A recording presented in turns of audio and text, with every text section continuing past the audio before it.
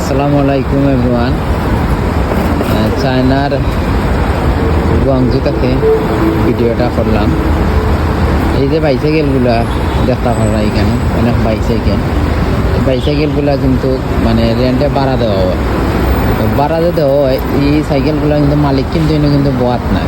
ভাড়া দেওয়ার সিস্টেম হইল গিয়া আমি যদি দেখাই আপনারা এই বাইসাইকেলটা আমি চাইলেও চালাইতাম পারবো।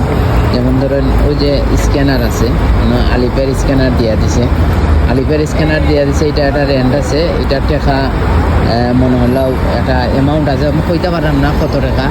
সো যারা লোকাল যারা আছে এরা জানে যে এটা টাকা হয়তো 5 টাকা হোক আর 10 টাকা হোক, এই আলিপের মাধ্যমে স্ক্যানার করিয়া তুমি তোমার রাস্তার দিন তুমি চালাইতে পারবা। চালাইয়া যেন থাকি তুমি সাইকেলটা লইয়া গেছো ঠিক ও জায়গাটা নিয়ে আরেকবার সাইকেল তো রাস্তায়।